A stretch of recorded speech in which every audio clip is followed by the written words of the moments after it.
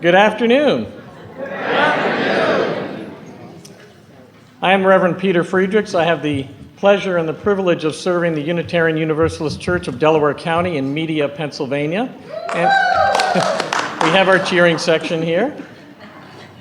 And I'd like to welcome you to Cultivating a Culture of Service in Your Congregation. This is program number 349 in your program booklet. Before we begin, I do want to point out that there are resources on the back table, links to various websites, web resources that we have, and these slides are contained in those resources on the web, so you don't have to be furiously taking notes if you choose not to. If you're that kind of learner, please feel free to do so, of course, but don't feel that you have to.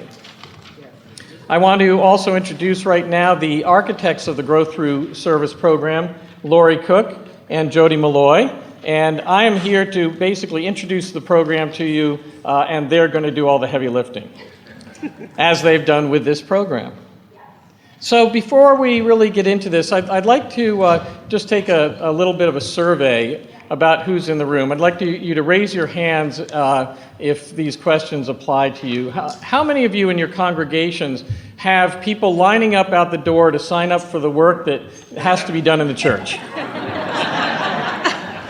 How many of you have regularly planned succession plans and leadership development programs that you are able to turn over leadership to people on a willing basis?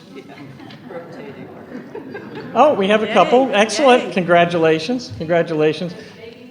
Does begging count? No, begging does not count, I'm afraid. How many of you have never felt a sense of burnout yourselves? One person, congratulations. A couple people. Maybe you're new to your church.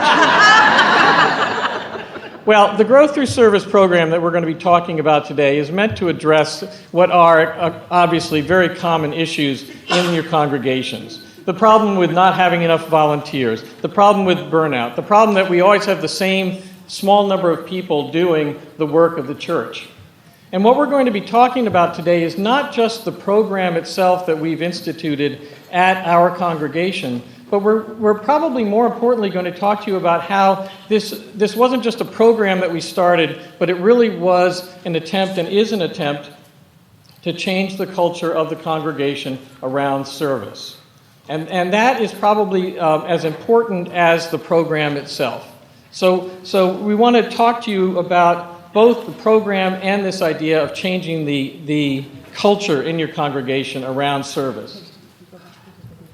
Oh, that's right. We have a little video to show you that we produced to introduce this program to our congregation, and these are sort of clips from that video. We don't have the time to show you the whole video.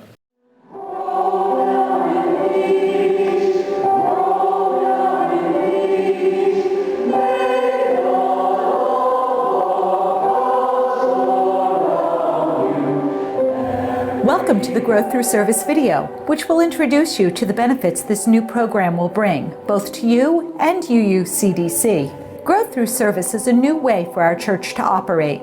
It's an all-inclusive approach that will enable you to take part in areas you're passionate about and create an abundance of people working together to support our inspiring spiritual community. So I'd like to briefly go over what we're going to cover in our time today.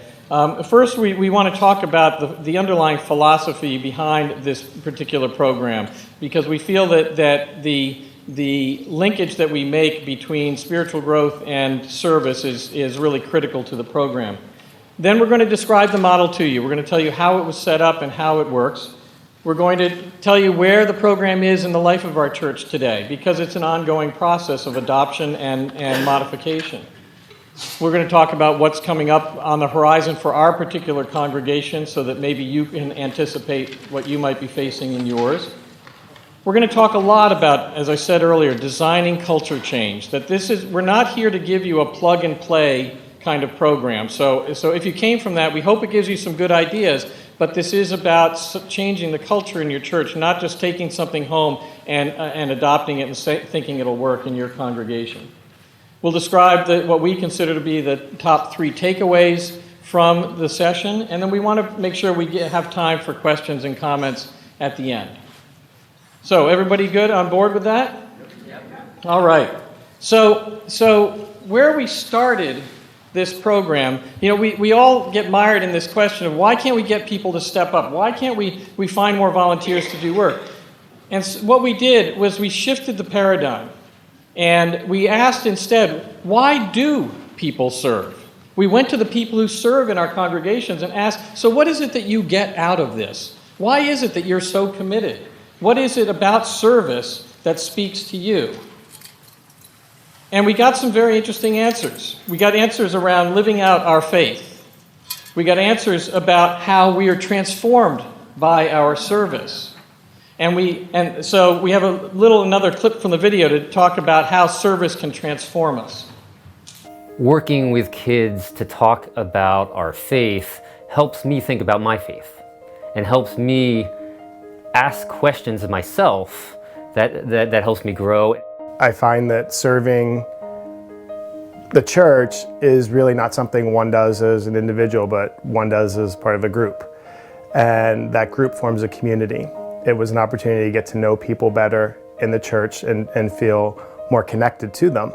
Performing services make me feel more confident in who I am and who I want to be. I serve others in the church by giving the parents date nights, and we watch their kids, and every second Saturday I feed the homeless with the church. As a young adult, I have been given more responsibility, and it's important to me to take action on that. And one of the ways I do that is through service. It's important for me to understand, I guess, how I'm a piece of the puzzle or a piece of the whole, and I think being on these different committees and things helps me feel not only like I belong, but also that I have a better understanding of the operations and the congregation. When I do service, I don't really think about how it relates to my UU faith. I do it because it feels right for me, because I feel good when I do service. Because we were excited about whatever it was that we were serving the church, it felt like we were serving something bigger. And it wasn't just about us as an individual, but about us as a group doing something positive for other people. Service enriches my experience in this church. I feel like it adds to my membership. It helps with feeling like an acceptance and really being a part of the community as a whole. It's not so much an obligation, but I want to be a part of that. Well, I think as a Unitarian Universalist, we need to act on our belief in justice. So for me, that service to the Justice Ministry team is part of my religious practice. And on the other hand, the service actually helps me to define my beliefs and to further refine them. In terms of living out my faith, I think it certainly relates to helping everyone find their own spiritual path.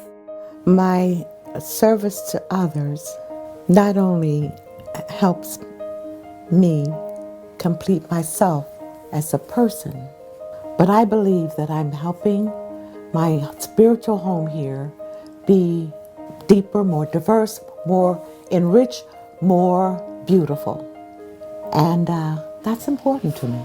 So think for a moment about what you just heard and how it might be different from that question of desperation and frustration about how we can't find people to serve, why we can't find people to serve. We asked these people what they got out of it, and you heard there's some very deep reflection on what it means to them to serve.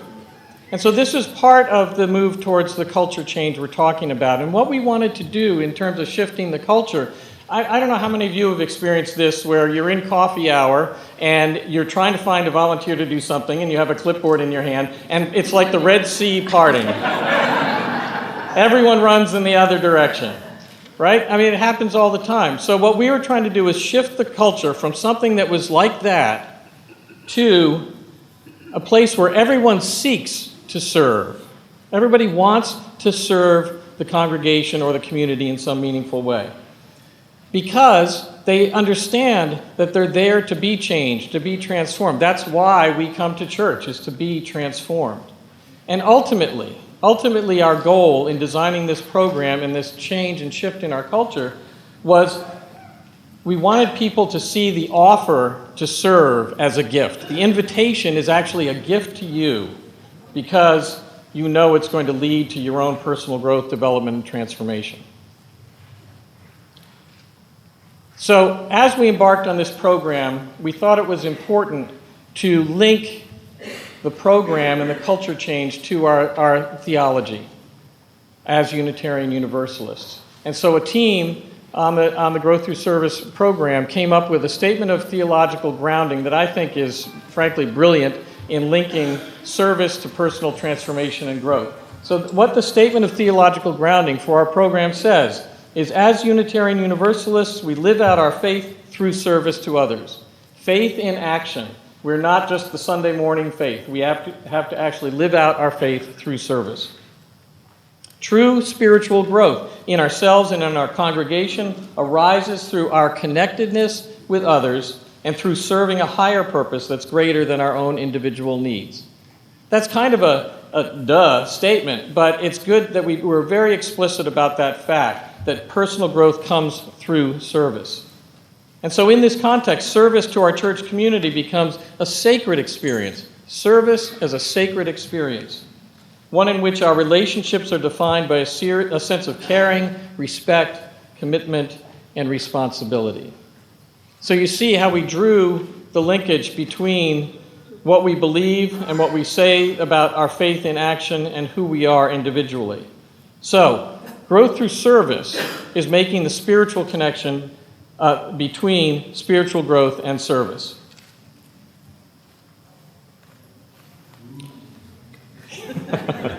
Thank you, Bill. Now I'd like to turn it over to Jody Malloy, who is going to give you some more specifics about the Growth Through Service model itself.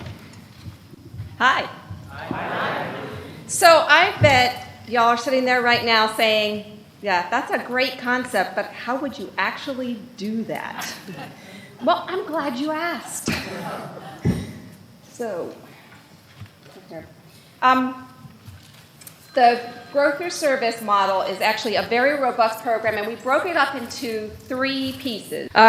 So we broke it up into sort of 3 distinct pieces. The conversation, the service opportunity, and then the matching process. And we're going to talk in detail about all 3 of these, but first we're going to show you part of our video to give you an overview. A Growth Through Service team member will meet with you, either one-on-one or in a group, whichever you prefer. The conversation will cover both your spiritual journey and the role that service has played in your life. Most people are amazed at what they learn about themselves during this process. The notes the Growth Through Service team member will take during the conversation will be used to identify service opportunities as they arise that may be of interest to you.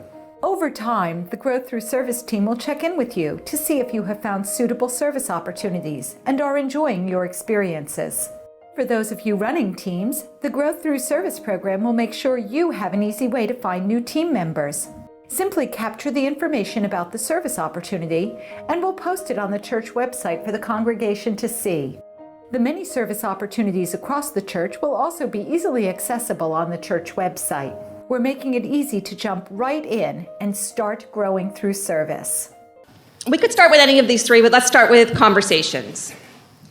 We recognize that meaningful service, truly meaningful service where we will grow, where one will grow, is very individual. What's meaningful to me is not necessarily meaningful to you. So we wanted to develop a way to understand how each person in our congregation experiences meaningful service. Hence, one-on-one conversations. Now, I know that sounds like a lot. I don't want to lose you here. So hang with us because we made this program manageable and sustainable in our congregation, so we'll tell you how we did this one-on-one process. So our conversations are conversations. They're not interviews. We really frame them as conversations. So think about when you go to coffee hour. Thank you for bringing that up, Peter. You meet somebody, you ask them, so where do you live? How long have you lived here? Where do you work? How did you find church? It's a conversation, right? And what we're getting from that conversation is the person's story.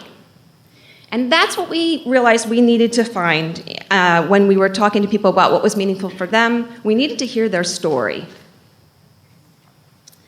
Now, our conversations had to have a purpose.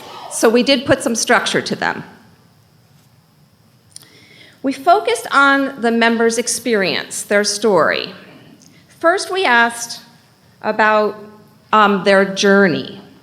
So we asked questions like, growing up, did your parents bring spirituality into your house? Was there a point in time when you questioned religion? When was that for you? And where did that take you? All to find out about their personal spiritual journey. Then we focused on service in that journey and meaningful service in that journey. We're going to have you all experience that a little bit in a minute, so I'm not going to go into some of the details now. You'll see it then. And then we say together, we'll work to define what meaningful service is for you based upon those stories, and talk about what fulfills them, what helps them grow, when I say meaningful service, I'm talking about when you're sitting down with someone and they've related something to you with that spark in their eye because it has had so much impact on them. That's what I'm talking about when we talk about meaningful service. And we agree to work together to kind of collaborate to find that meaningful service for them, so that we will do it together. And so there's a together part of this interview. So during the conversations, we are often talking to people who have been serving, and some folks who've been leaders in our congregation who've been serving for a long time and very hard. And this is when we would also say to them, thank you. Thank you very much. And then we say, so are you happy with what you're doing? Is it still giving you meaning? Do you see yourself able to grow still in this position? We hit those questions dead on because we want everyone to meaningfully serve.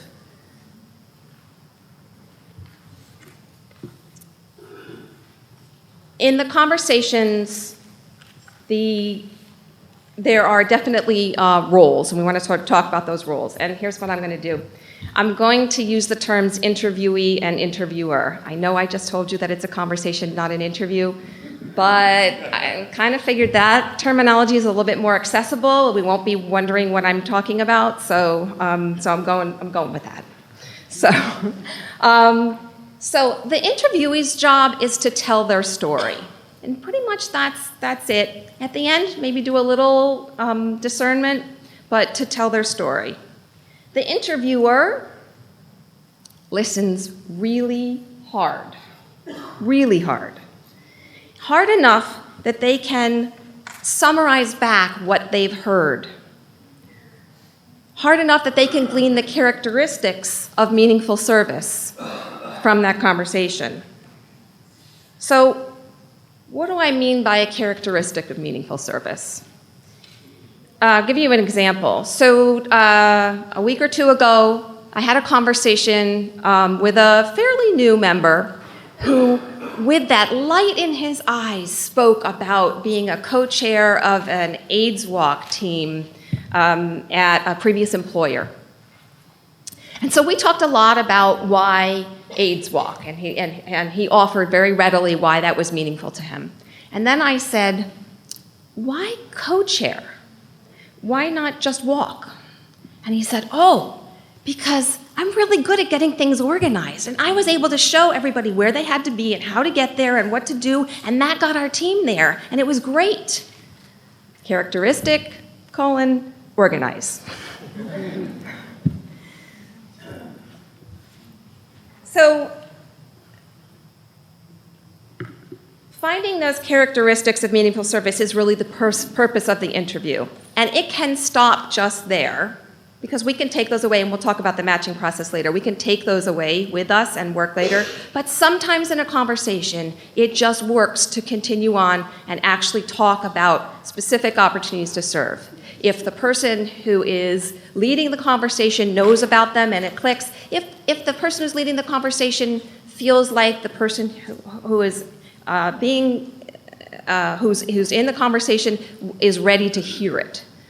So it all depends upon how things are going. So we can go further with it, but just getting the characteristics of meaningful service is the primary goal.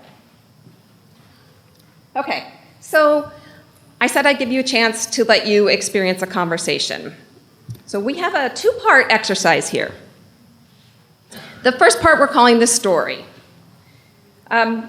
So we're going to go into that tell me what you've experienced part of the conversation, except for we're going to assume that the journey has already been done, and now you're at the part about talking about meaningful service.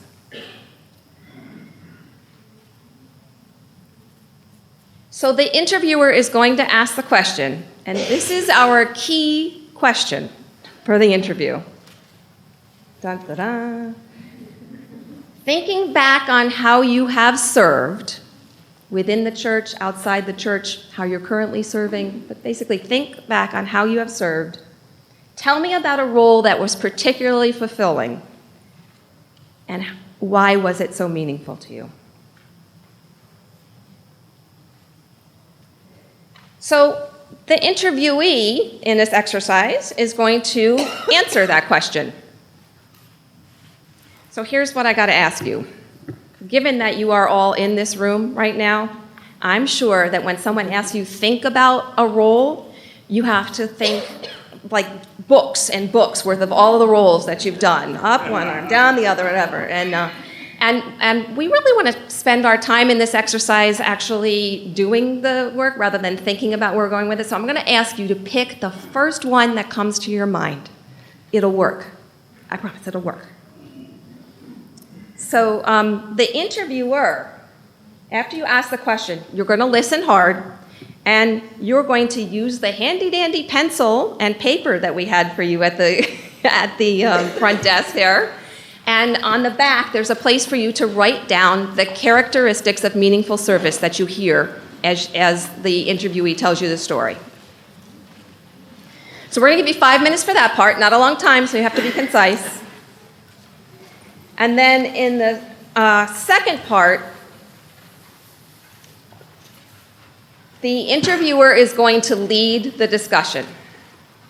So the interviewer is going to summarize what has been heard, and then ask the interviewee to validate. And then provide an opportunity for the interviewee to give feedback. So kind of, this is what I heard. Is this right? And is there any more to add? Okay, so I'm going to ask you to please pair up. Somebody pick to be the interviewee, somebody pick to be the interviewer. We'll hit the chime. You'll have 5 minutes to tell the story. Other than, yeah, you're all done. Other than the fact that you did not have enough time to do this, how was this? So interviewees, did you find a story pretty quickly? Did you feel heard? Yeah? And interviewers, were you able to identify characteristics? Yeah? And can you imagine how we could use those characteristics to find service matches? All right. So I want to tell you just a few logistics about conversations, things that you're probably wondering. Conversations take about an hour to an hour and a half. We do them mostly one-on-one because we want that one-on-one experience. However, not all. We do couples. Couples are really fun because sometimes people are not as forthcoming as their partner might be about them. And so it's like, you didn't mention this, you're really good at this. And, oh yeah, okay, that's right. So, and we're working now on doing group one-on-ones.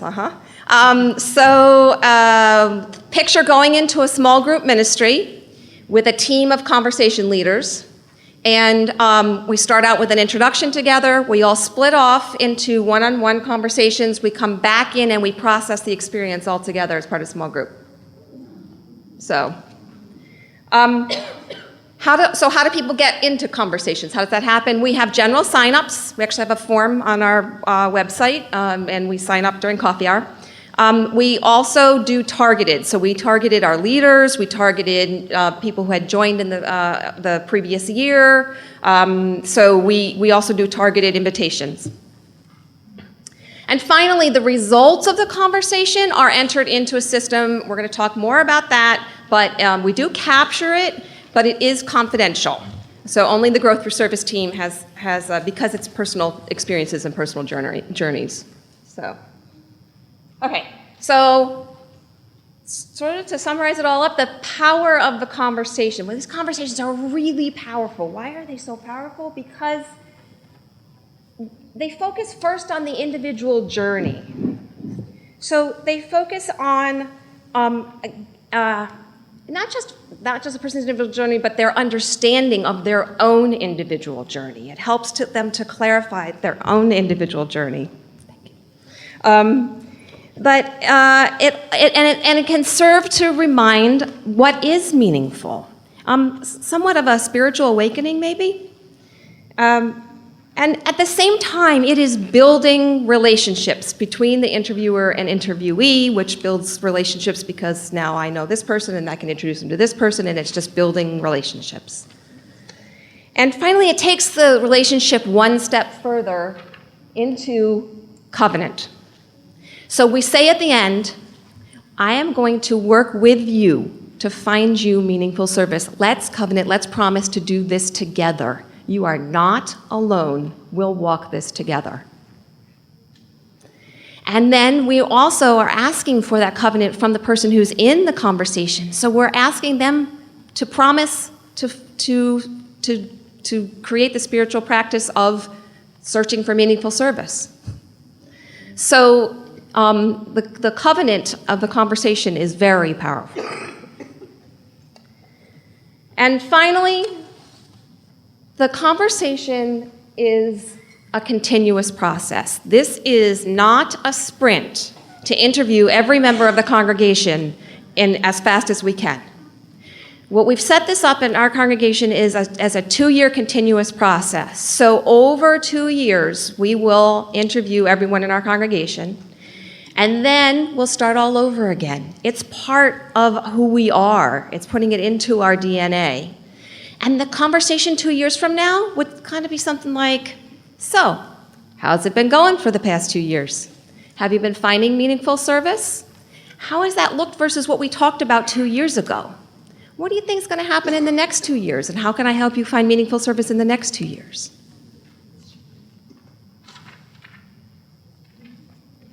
Okay, so that's conversations. I'm going to bring up Lori. She's going to talk to you a little bit more about the other components of growth through service. We're around 200 congregants. We're up to 75 now, 275. Wow, excellent. But it'll take about 2 years. So, hello everyone, I'm Lori Cook. It's my first GA and it's been great. Are you enjoying it? Yes. Oh, it's amazing. It's absolutely amazing. So what I'm going to talk about is starting to get into a little bit more detail. Jody talked about the ability to have these conversations.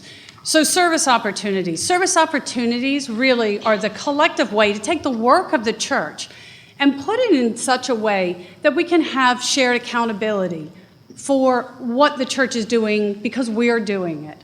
And by doing that, we take turns. And that's the thing that's so important. It's not one person doing everything and getting disgruntled and not wanting to take something else because they know they're never going to get off of that one either. So the service opportunity is really important. You may think about it like a job description. When you have somebody, there's a role, you need to fill it, and here are the pieces of what this job looks like. It's much more than a job description. This is an opportunity to feed people's passions, to feed their souls. It's a springboard for spiritual growth. So if we can find the right person for the right service opportunity, and we nurture them, and we can make sure that we put a time limit on that so they're not afraid to take that opportunity, we really can have a way that service can become a key component of the spiritual growth of the church. Service becomes an intimate part. So here's an example of a service opportunity that would be on our website. This particular one is for a music ministry committee. You see the typical things, you see the title, the description, but what we start to see is a service term. We commit to what this term will be. We talk about the skills that would be needed. We want to make sure this is a successful experience for everyone. If there are training pieces that are needed, we want to make sure that we can provide that. So whether it would be a manual, it might be someone who's already in the role that agrees to stay on and coach and nurture. The most important thing, though, is that we need to make sure that we can put in this service opportunity, what is this service opportunity going to enable you to do? We want the service opportunity to enable someone to grow in their own spiritual growth. So in that example of the music ministry, here would be some of the things that would be up there for the person to learn. They're going to be able to expand their knowledge of music by interacting with other people that love music. So they're learning from their other committee members. They're deepening their relationships with others in the church. Not only the people on their team, but they're meeting a lot of other people within the church. And this is when it really gets to the point. You realize that in your service, one of the things that you are doing is helping to shape, build, and proclaim the identity of the church through music as worship. Through this service opportunity that you've just taken on, you feel part of the church. And what happens when you have someone step back, perhaps step up, and look at the service opportunity? Quite often you're just doing those tasks. You start to see the impact that you are having on so many other people's lives, especially in something like music. You may have thought, well, we're just choosing, which piece of music for the next church service. What we wanted to make sure we did was to have all of these opportunities online so everyone can go on and see. This is a transparent opportunity for people to see these roles that they could have in the church. So there's a repository that's online of both open and filled opportunities, and we'll get to why we have that available for everyone to see. It's really important for us to be able to have that transparency so people can be able to seek for themselves. They don't have to wait to be asked, so coffee hour is a lot more comfortable now. And you don't want people to say, well, how did they get that role? They must be with the in crowd. But what we found is these service opportunities and growth through service was so much more. We were capturing both the open, so that's the typical thing you're looking at, but we also capture and put online the filled. What we're looking for is for people to be able to plan ahead, not only who's going to be their successor, who's going to be on the team next year, but they also can be thinking about what's my next service opportunity. Where am I growing personally and spiritually? The power of the service opportunity is an opportunity to ask questions. You can better understand how the church works, how things fit together, because now you have things written down. You can start to ask, well, how am I going to grow? Before you walk into that opportunity, you're thinking about the outcome as you walk into it. What training would I need to be successful? This helps our adult education learning as well to plan ahead for that. And is this something that I really want to be doing? Or is it time for me to move on? Our biggest aha was we could reimagine the work of the church. So instead of just who's the next person in that's going to fill this role, we could start to look at, well, why are we doing it that way? Maybe we could do this differently. Maybe we could, and the maybes start to really energize people, and it is an opportunity for the church to become even more powerful, productive, and effective. So now we've had the conversation where people have had that discussion with someone, where we've identified the key characteristics. Now we know the service opportunities that are open or will be open in some period of time. And now what we want to make sure we can do is match those people together. So you have someone who's saying in their conversation, meaningful service means to me. You have someone over here who has the open opportunity and says, I can offer an opportunity to serve and grow. Put those together, and what we are doing is matching. We are doing that matching. So our infrastructure through growth through service is changing the culture for people to feel they're all part of it, but it's also making it very, very easy for someone to find someone to take a role, who's willing to take the role, and the person who is looking for how they can get more engaged into their church community to become more engaged. So there are a lot of paths. How does someone find a role? Variety of sources. It could be the member finds it online. It could be they're talking to a growth through service team member, etc. It could be the church leader who has the open opportunity, who says, oh, I know someone because of their personal connections. Or it could be through this process that we've got, the growth through service team. We don't care how we're finding people to find the right roles. The important thing is we don't want to get in the way through process or infrastructure. We want to make sure that we are embedding this into the culture of our church community. So as Peter and everyone got quite a chuckle of it, because obviously it hit a nerve, that ask is a tough thing to do. And what we're trying to do is make that ask a gift. We need people to be thinking that when they ask someone else, so when that team leader has a conversation with another church member and describes that opportunity that they have and why that person is the best person for their opportunity, you know it's much better to have somebody come up and tap you on the shoulder than have an ad in the newsletter. How many people, that someone else will take that job when you read it in the newsletter? Somebody coming up to you personally that you've been identified as a match for me. The way we're putting this into place, the person who's taking on the role has such a positive experience, they're going to be thankful to the person who chose them and asked, and not run the other way like the parting of the Red Sea. So the growth through service team member is the one who goes to the person with the role and says, here's the person, here's Sally Joe, who will be able to really is a great match, and this is why, etc. But it's the person with the open opportunity that goes to Sally Joe and says, you are the person that we've been matched. This is why you're the perfect person for this, so they can see they truly were chosen. And then what happens is the growth through service team member, though, stays in touch because we do have multiple matches sometimes. We have multiple people to put forward to someone with an open opportunity.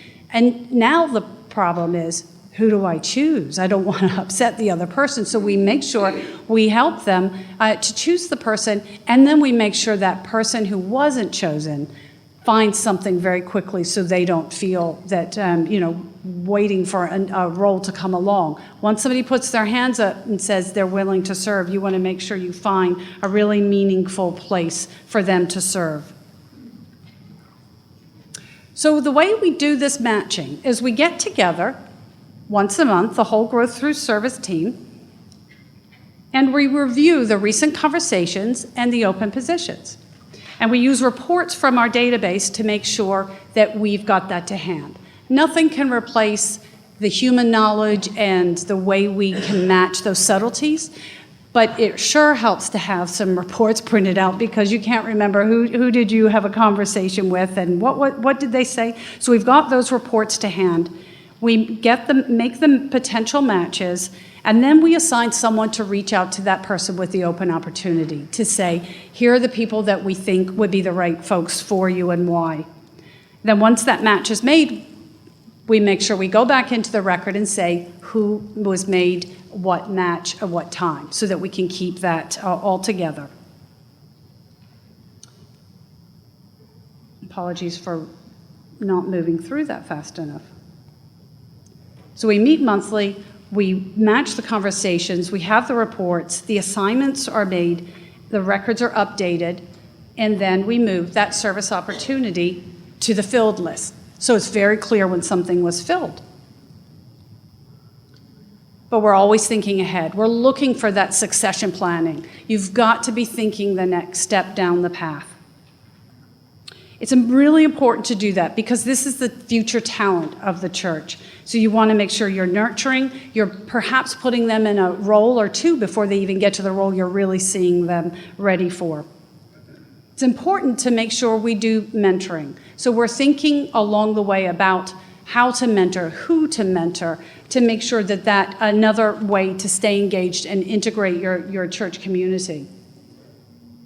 We also, as Jody said, as they're having a conversation, we test. Are you ready to move on? Are you still happy, etc.? So we're always making sure we keep, finger on the pulse for that and ensure that those term limits are set. And we want really to do this on every single role. This is not just about the board service that has a term limit determined by bylaw. This is for every role that you should be taking on. It provides that assurance. So we did have some successes. We've got too many, so I'm just going to raise up 2 examples to you. One was our property chair. So a conversation had taken place with someone who wasn't in a leadership opportunity role. But they had identified that they were interested in property and this important area of the church. But they hadn't had a leadership role. And the person that was currently in the chair role, he'd been on there for a while and wonder, is he ready to step off of it? So a conversation was had with the chair and said, we've got someone, how are you doing? He said, I'm not ready to step down. There's some things I really want to get accomplished. But what if in a year, we get one more year? So what we did is we took the new person who hadn't had a leadership role, matched them up as a deputy, a co-chair, so to speak, so they could learn and grow and, if you like, apprentice with that chair. So in a year, then that chair can feel really good about leaving everything in order and having somebody really great who's learned under their tutelage. And that worked out really, really well. We also have a number of folks where you need somebody to add something to the bake sale or put the chairs out or those kind of one-off things. Some people, that works for them. They can't take on a long-term opportunity. So what we did, instead of every single one of these smaller roles putting that into the system, we put one role in the system that talked about these single opportunities. People then have a list when they say that matches for them. We keep a list of those folks, and when anybody needs someone, we've got the list. There's a go-to person just for those one-off kinds of roles, and that has worked out very, very well. The outcome is joyful service, and that is our goal, and if something's not working and that isn't the outcome, we need to address it. We have to really stay vigilant for that and keep going. So in today's church life, I'll tell you about the teams now. So we've got the people having conversations. We have people that are doing the service opportunities. So how does this work? With this team, we have 3 major areas of focus: the service opportunities, conversations, and then the leadership of the team. The conversation team has 5 members on it. They're the ones who schedule and conduct the conversations. They capture those notes in our church website. We have an online form, very simple for them to fill out what they heard during their conversation. Sort of when you were having the interviewers capturing the information, you would then, after the conversation, jot that down into the website. Then, once a month, you get together, you pull the reports from that conversation database, we all discuss together, and then someone is assigned to go circle back to the person who has the opportunity to say, here are the folks that will work really well for you. Or just to check in and say, we haven't found someone, or whatever the case may be. And then when the person does take a role, we make sure that information is then put back into their record, the conversation, to say they took the property chair role or what have you. The service opportunity team is a very similar, if you like, a parallel structure. 5 service opportunity specialists, and I don't know if anyone likes acronyms, but the SOS. They're the ones who are assisting. So what we do is we assign all of the leaders in the church, have somebody assigned to them. So we check in with them as a service opportunity specialist to talk about what are your opportunities, what's available, help to make sure that those things get documented in an online form. Super easy to do. If they can't do it, don't want to do it, we do it for them. So we make sure all of these things are getting into on the website, again, so everyone can see that. One of the major things we're doing is just reviewing it for clarity. When it's your team, you feel like everybody knows what's going on and you identify that role. We need to make sure that the role is really clear, what the person's walking into, and that helping them get to how does this really enable spiritual growth. That's probably the hardest thing for people to sit and go, now, what would that be if they're just putting chairs out? Well, it's not just about putting chairs out. It's much more than that. And we have that conversation and coach and guide the folks with the open opportunities to be able to get to that point. And that in and of itself is starting to embed a culture of thinking more carefully and closely about what it is you're doing, and that's what's going to help them when they do that ask. Participate in the monthly matching meetings. They pull the reports from their repository where they've put the service opportunities online. They circle back to the leader, and when it's filled, they put the name in that service opportunity. So we've got the opportunity in the person's conversation record, and we have the person who took the opportunity's name with the service opportunity, so we can keep everything matched up. And then there's the leadership team. That's Jody and me. And what we do is drive the process. We split the responsibilities. Jody focuses on conversations, and I focus on service opportunities. We help lead, mentor, and train folks. If someone is ready to move on, we help them move on, and we bring in the next folks and train them, and it works quite well. We also are that interface with the Board of Trustees and the key leadership, and especially Peter, to keep him apprised of what's going on in the church. We drive the monthly matching meetings, and we're the ones managing the communications. Again, this is about driving change in the organization and culture change. You cannot communicate enough. We've done a lot. We've created a lot. We've designed a process, we've designed a system, we've designed forms, we've designed a newsletter, we've designed videos, we've designed a little bag that people can take into a meeting that has the video and forms and even games to explain to different committees what Growth Through Service is. We talk about every congregational meeting, but we've got a long way to go still because we want this to be a more than amazing thing, and we are so happy we can share it with you now. Even though it's not, we still have more to go. Here are the rest of the things that we want to do.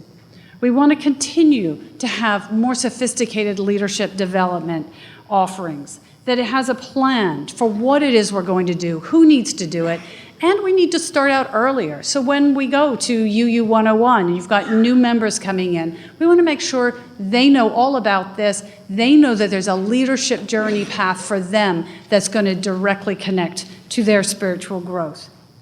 We also want to streamline the technology. We're using what we've got.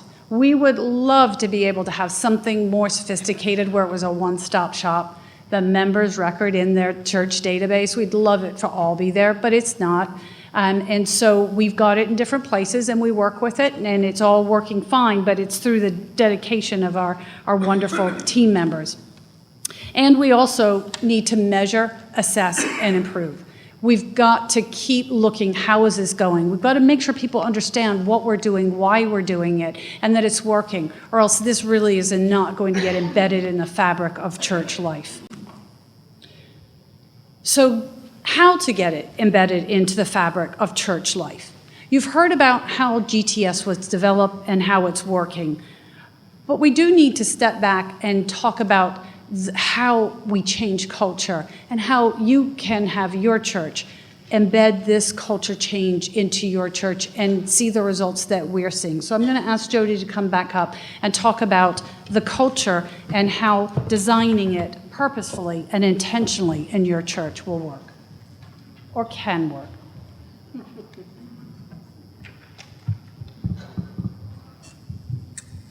Okay, so as Lori said, we've hit kind of the nuts and bolts and the philosophy behind, but we really set out to be intentional about culture change in this. We wanted to see people being asked to serve as a gift. That's sort of the penultimate for us, is that I see that now. I've had the experience. I want everybody to see that, to see it as a gift. So I guess the first thing that we want to say about that is be intentional. We started this process with that intention. We designed with that intention, and it affected everything that we did. So be intentional.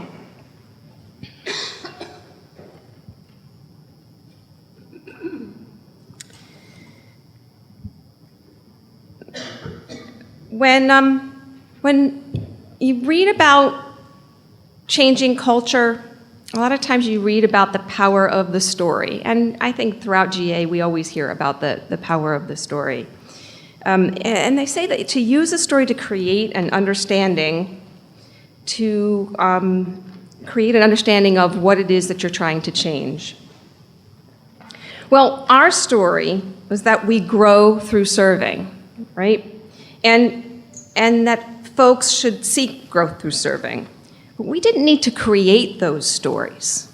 We just needed to tell them. We had the success stories already. We knew that there were people. We had talked to our leaders. We knew that there were people in our congregation who had grown and could see that growth through serving. So we told it, and we told it over and over again.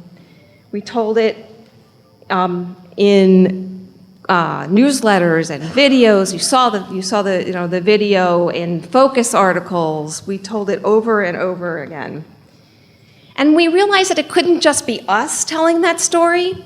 So we sought a lot of leaders in our congregation and asked them to tell their story. And that's what you saw in the video.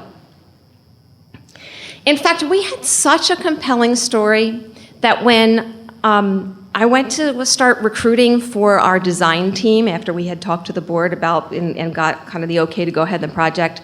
And we had figured we needed about 13 people on our design team. We wanted a very robust design team. I only made 14 phone calls. That's it. It took a weekend. I was on the beach with my family. And 14 phone calls for 13 positions because the story was compelling. Secondly, the literature talks a lot about motivation and finding motivation as being key to culture change. So you might think that motivation would be just that we need more people, right? I mean, except for we've needed more people for a long time and we still don't have the people, right? So we took a step back and we said, what really is it for us? It's our faith. That's what our motivation is.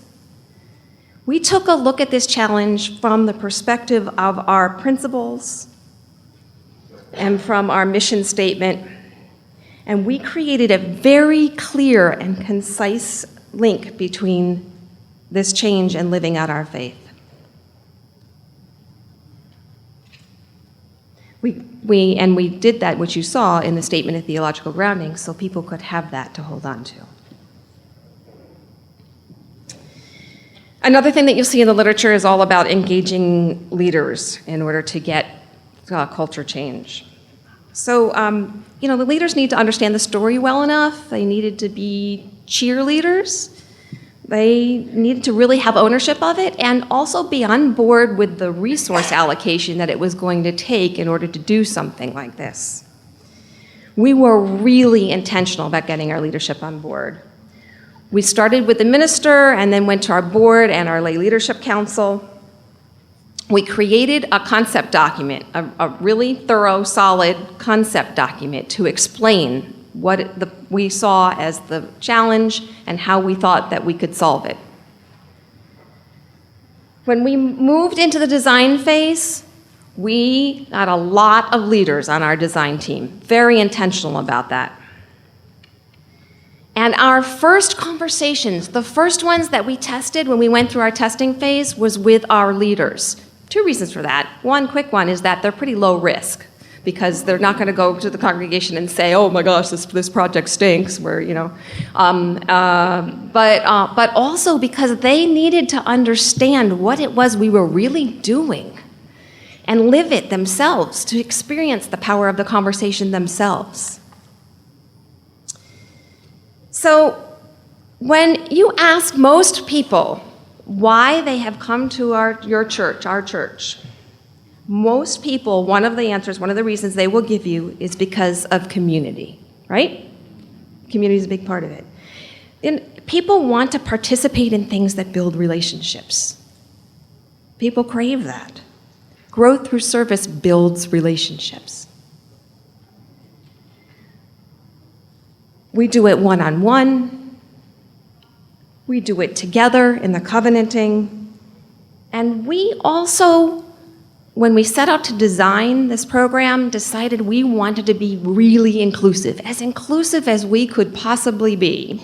So we actually set one of our design sub-teams.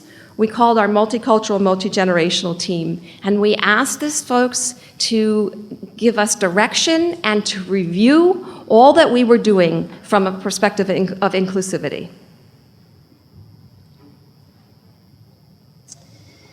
So meeting people where they're at is really important.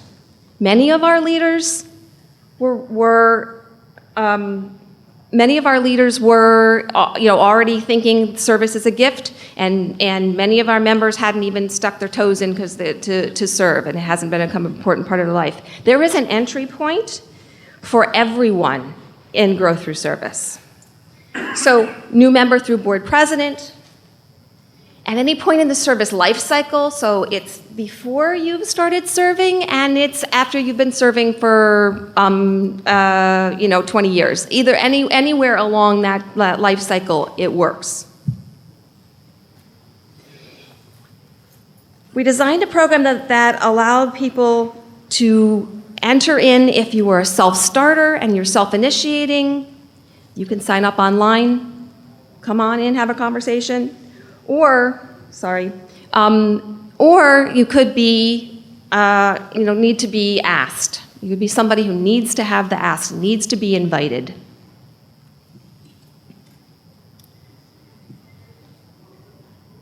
So we set out to build a sustainable program. I told you before we said it was a marathon and not a sprint, that we were doing conversations with the entire congregation over a 2-year time period. We built a process where it was relevant not just when you needed to find somebody, but when somebody was serving already, like we talked about, so that made it more sustainable.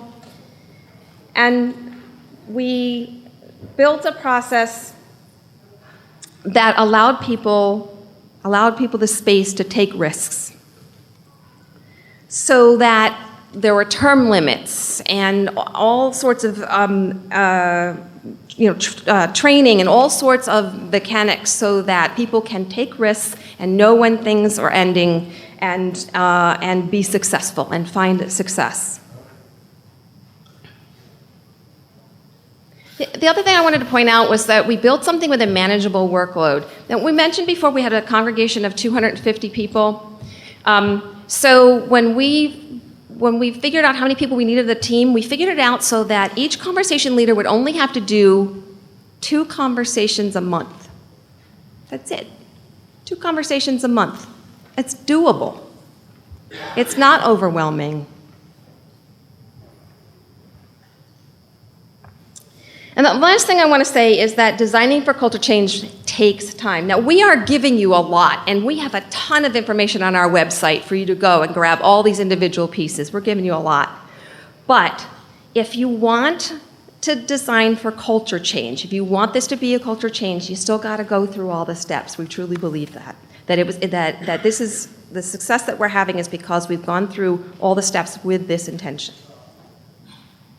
So it took us about 6 months to put together that concept document and to take that to our leadership and to kind of get the go-ahead. It took us about 6 months to design the concrete pieces of it. How is this going to work? And it took us about 6 months to test and change again. And throughout all of that, we were working on the communication and the education over and over and over again. So that's what we did to design Grow Through Service as a catalyst to affect culture change. We believe that these principles can actually be used in any project where you really want to affect culture change for the project. All right, Peter's going to wrap us up. So before I give you just what we think of the important takeaways from this program, I want to publicly thank Jody and Lori for all the work that they've done in our congregation to create this program. This is a brainchild that's been in process for a long, long time, and it is just coming to fruition and it's making meaningful change in our congregation. And I'm deeply grateful as the pastor of this church that they have committed the resources and personal time and effort that they have, and I just want to say that publicly. So thank you, Jody.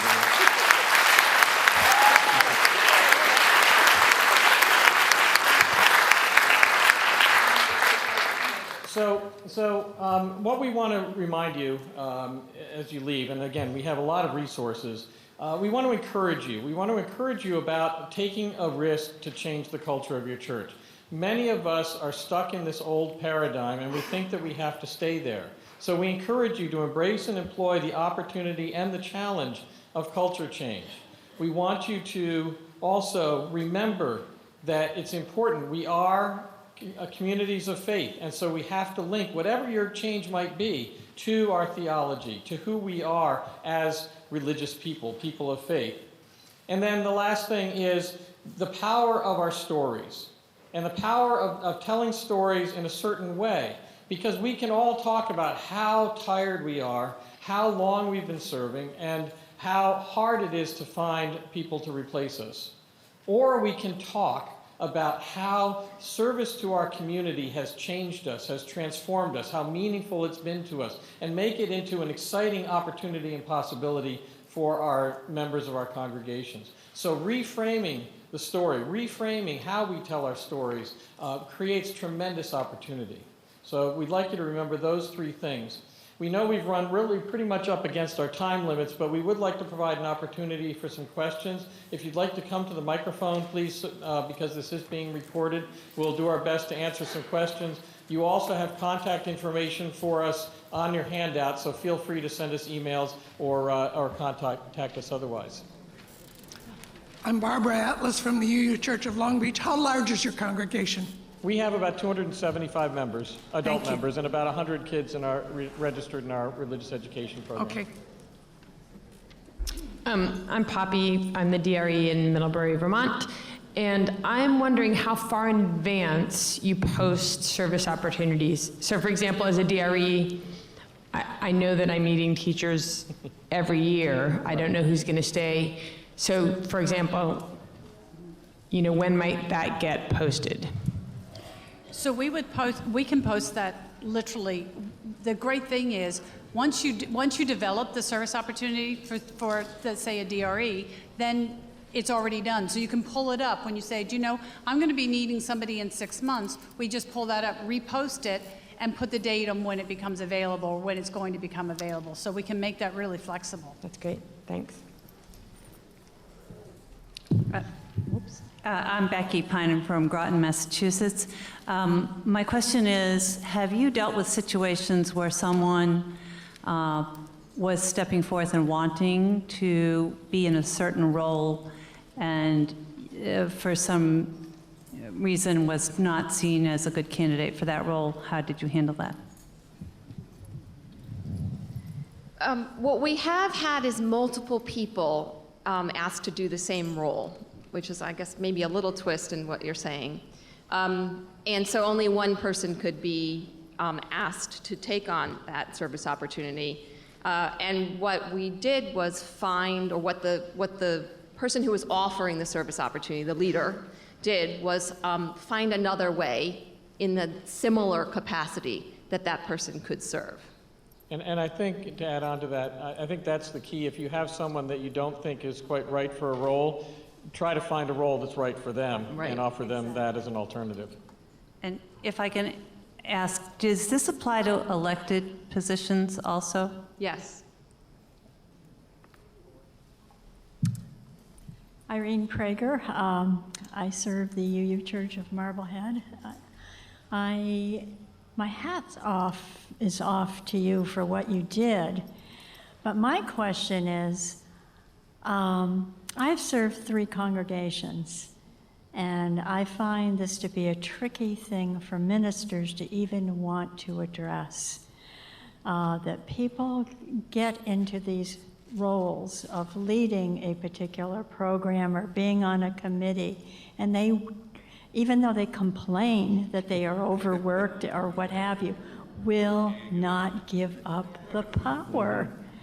Yeah. And like I say, it gets to be so big an issue that even the minister will push away from it because they're afraid of tearing apart, the congregation. And I serve a small congregation, and that's even more so because some of the people who are in those positions have money. And money, when you're small, talks. So that's why we're huge advocates of term limits. But that's not really a joke. You don't have a board president for 15 years because you have a term limit for your board members. Well, why not for the property chair or the stewardship chair or the whatever? And if the person takes the role going into it knowing that they're going to be done in 2 years, that's the way it works. So I do think that if you're able to institute term limits as part of a program, rather than asking an individual to step down from a particular role, you might have some more success because you can then go to that person and say, this is the program that we're adopting. It includes term limits and succession planning and finding the right people to take care of this beloved program that you shepherded for so long, that they may be a little bit more willing or able to listen to that conversation. It is absolutely a challenge, particularly in smaller congregations. Hi, I'm Sarah. I'm from Buckman Bridge in Orange Park, Florida. I wonder what kind of web technology you're using. Is it all completely built from the ground up by your congregants, or are you using any kind of service or looking towards a service? One of the documents on the website you'll see is all our different technologies because it's kind of piecemeal. On the website, it's a Drupal website for anybody who has Drupal, and that's where we have the online forms where you can sign up for a conversation. You can fill in the form after having a conversation, fill in the service opportunities, and it's all there, and you can pull it out, put it into Excel, match, etc. So yeah, that's what we're using. Cool, thank you. Hi, I'm Shana Hollick. I serve on the board for the Unitarian Universalists of Gettysburg, PA. We are a small congregation with 65 on the books members and considerably fewer who are actively involved. I'm wondering, so getting 12 people to do this awesome work is daunting. I was wondering if you had any recommendations for how to modify this program for a smaller congregation. That's an unfair question given our time restraints, but Well, so what's gone through my head right now is the implementation team, I think, is fairly easy to tackle that because we needed as many people to do the conversations in order based on the number of people in our congregation. And we need the number of people to do the service opportunities because of all the programming that we're doing because we are a bigger church than you. So we have probably I would assume, have more programming that we sustain. The trickier piece would be the design piece. And we've got a lot to offer on our website, so that'll be huge. And then it'll be a matter of feeling what it is needed in your church, what leadership is needed in order to create something that would be sustainable in your church. So No, that was great. Thank you. Yeah. I'm Bill Presto from Channing Church in Newport. 2 questions. Does this work for co-chairs or primary chair, secondary chair? Do you use that way in your church? And secondly, we currently operate so that a nominating committee goes on its hunting season right before the end of the church year for the next year, and everybody knows what's coming. It seems to me this might work more in a continuous mode throughout the year. Is that how you do it? So the first question, the first part of your question, yes, we have, if there are deputy chairs, co-chairs, or a lead, it clearly says that in the description. And then if there, so you may have a lead and then you may have a deputy, so there would be 2 different service opportunities forms for that. And let me also say that this isn't just for leadership roles. Right. This is for members of committees as well as chairs of committees or teams. So, Yeah. so we can staff throughout the needs. Across the needs. And it is intended to be a continuous process. We also have a nominating committee, but we're envisioning at some point phasing that out so that Growth Through Service actually will provide the appropriate candidates for those elected positions that the nominating committee now hunts for. Yep. Yeah, hi, I'm Elizabeth Yass. I'm from First Parish in Lexington, Massachusetts. I'm wondering how I really was intrigued by the fact that the conversation teams go back to the people who took an opportunity and say, well, how's it going? Are you happy? I'm wondering about the corollary where you talk to the leader, the team leader who took on this person, and whether that was a success. Sometimes it's not a successful match, and sometimes in the case to kind of lead up on, that there are people who want very much to volunteer for lots of different things, but for various reasons they're not having as much success as the people who are volunteering with them would say. But how is that I'm sure there's like a pastoral piece that's trying to indicate to the people why this isn't a successful match or why they're not being asked, or that whole piece of reflecting back on failed service. I think one of the things that the power of this is that we have a conversation with the person about what is meaningful to them and what their skill sets are, and what so if we're talking about that and seeing where have you successfully served, where has it been meaningful, and talk about the characteristics of that, it's going to lead them to service that they are good at, so to speak, that is service for them. Yeah. So. But part of when I talked about the measuring, assessing, etc., that's where we've not got to that step yet. But that's definitely planned, because you're absolutely right. We've got to see when things worked or didn't work. What was it? So we can find and fine tune. So that we can be more successful as many times as we possibly can. This is a human nature situation. We're dealing with humans, so you're always going to have things that don't work out. It might be down to team dynamics, where it's a great role, it's the right thing for them to do, but they don't get along with the team lead. And so we do need to step in, and we haven't got to that point yet. But you're right, good thinking. Hi, Patty Hanneman, Hillsborough, North Carolina.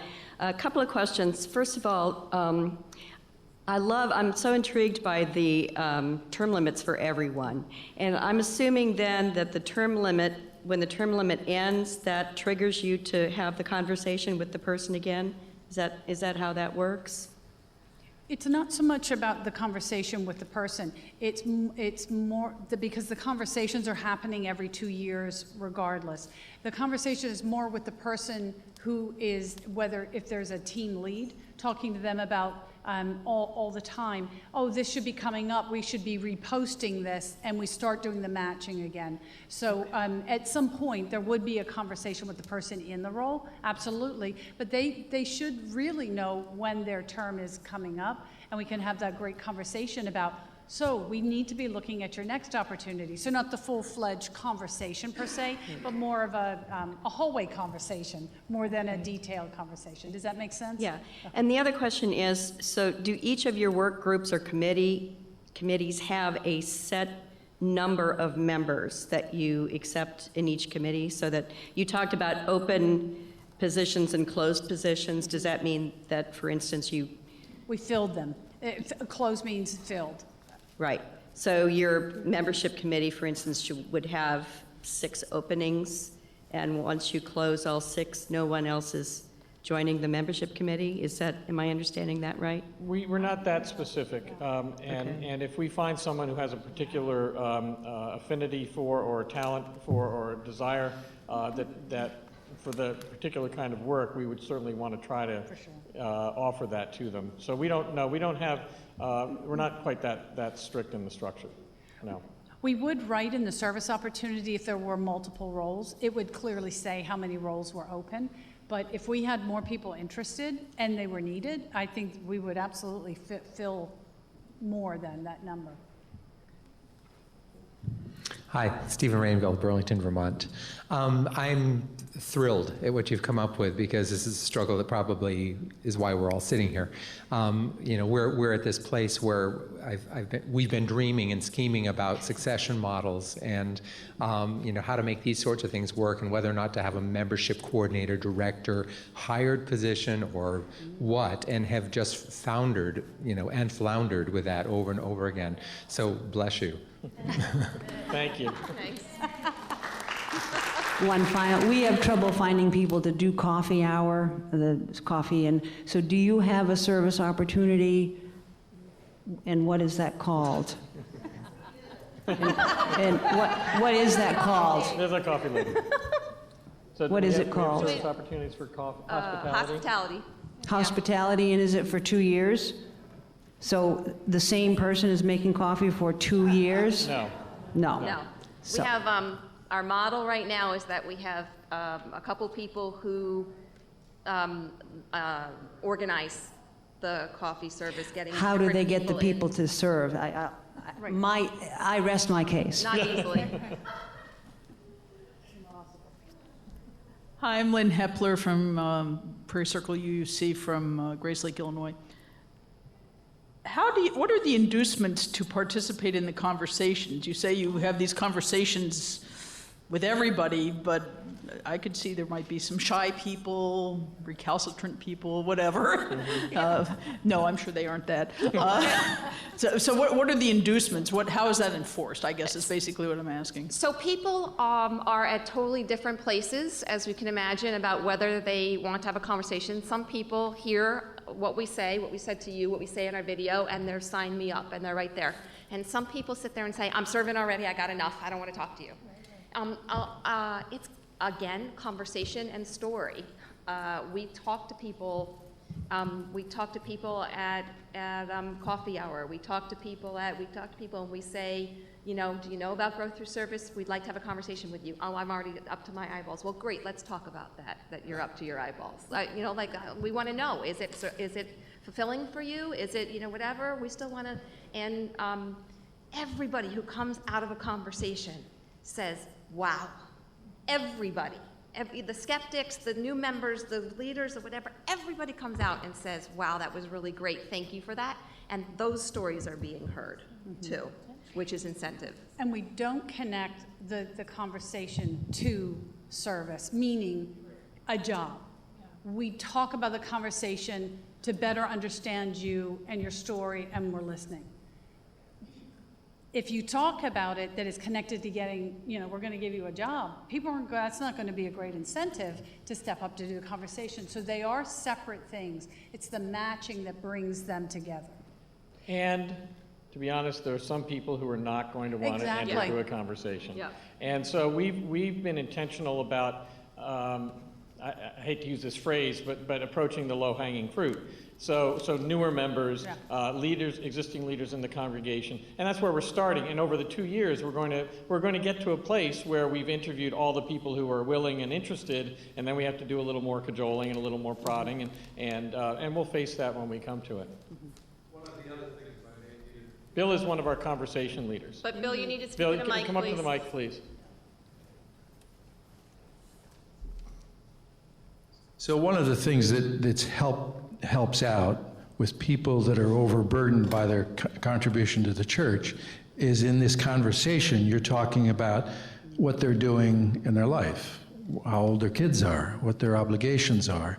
And within that, you better understand what the context of their service is and help them to appreciate where they are. And the fact that we've said it any number of times that given the circumstances, you're not going to be in a position to help out this year. We want to know that. And then we want to be able to get back to you later on. Thank you. Thank you, Bill. So we'll take one more question, then we have to wrap it up. I hope you're all planning to go to the service of the living tradition. Go ahead. Don Roberts, UU Church of Brevard, Melbourne, Florida. I'd like to go back to the beginning. I'm sitting here saying, okay, let's see if we... Congregations tend to like status quo. How did you get them to democratically adopt the program? We didn't. We didn't. This is not a program that was adopted through any kind of democratic process. This was a process that we developed as leaders of the congregation and rolled out through, as you saw, a very elaborate educational process, and that took a lot of time to get people on board, and we instituted it that way. This is not the kind of thing that we put to a vote. So I assume that not everyone in the congregation is involved then? Certainly not yet, and we hope to involve them over time. Right. As you say, culture change. Right, exactly. Right.